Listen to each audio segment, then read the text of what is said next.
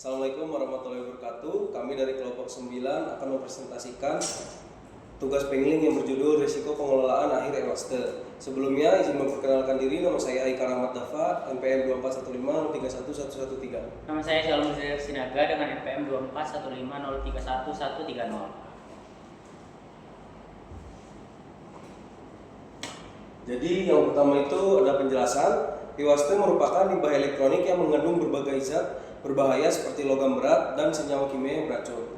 Ketika limbah ini diproses, dapat menimbulkan dampak serius yang tidak bisa ditangani oleh manusia, yaitu penimbunan di landfill, pembakaran melalui inersitrion, dan proses daur ulang. Masing-masing metode memiliki risiko yang berbeda tergantung cara pengelolaannya.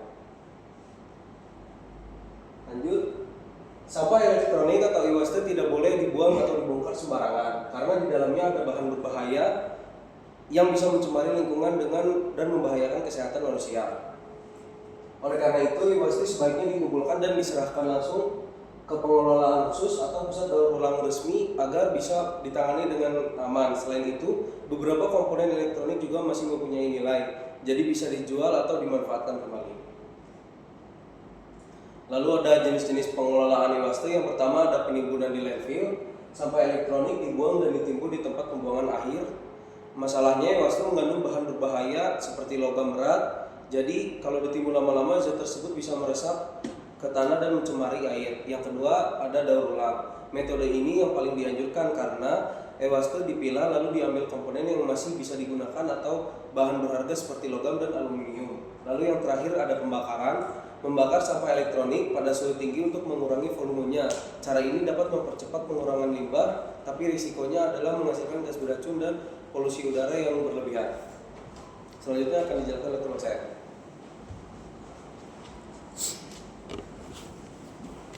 Next.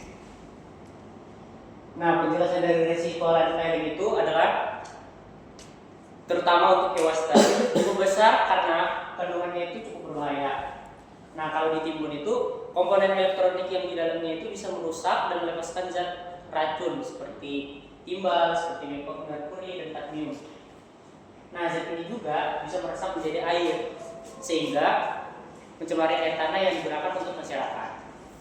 Selain itu, metode landfilling ini juga mempunyai risiko yang menghasilkan gas berbahaya seperti metana dan berkontribusi pada pemanasan global, dan berpotensi juga untuk menyebabkan kebakaran atau ledakan. Jika tidak dikelola dengan baik, maka lingkungan sekitar TPA juga bisa terdampak, seperti tanah menjadi tidak subur dan ekosistemnya menjadi terganggu.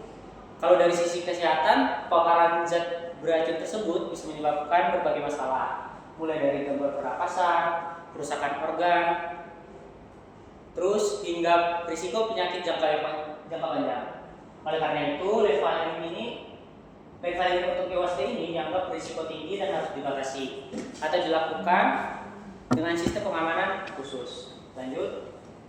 Kemudian ada risiko incineration. Nah, risiko ini cukup besar karena saat bahan dibakar, bahan elektroniknya mengandung plastik dan logam berat yang bisa menghasilkan gas beracun seperti dioksin, furan, dan uap logam berat. Misalnya merkuri dan timbal. Gas ini juga mencemari udara dan berbahaya bagi manusia jika terhirup. Selain itu juga proses pembakarannya bisa menghasilkan abu sisa yang masih mengandung zat berbahaya. Abu ini tidak bisa dibuang sembarangan karena bisa mencemari tanah dan air jika tidak ditangani dengan benar. Kemudian dari sisi lingkungan, incineration ini menyebabkan polusi udara dan peningkatan emisi gas rumah kaca yang berkontribusi pada pemanasan global. Kalau dari sisi kesehatan, paparan zat hasil pembakaran ini bisa menimbulkan gangguan pernapasan, iritasi, hingga risiko penyakit jangka panjang. Lanjut.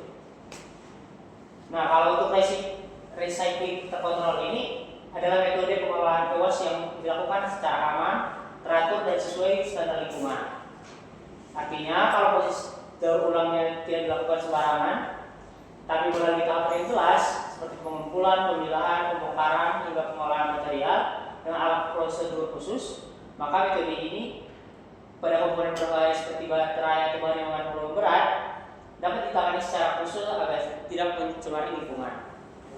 Sementara itu, bahan-bahan yang bernilai seperti tembaga, aluminium, atau bahkan emas dapat diambil kembali untuk digunakan ulang. Keunggulan recycling terkontrol ini adalah lebih ramah lingkungan, mengurangi jumlah limbah, dan menghemat sumber daya alam karena tidak perlu mengambil bahan baku secara berlebihan. Risiko pencemaran dan dampak kesehatan juga jauh lebih kecil dibandingkan landfill atau incineration.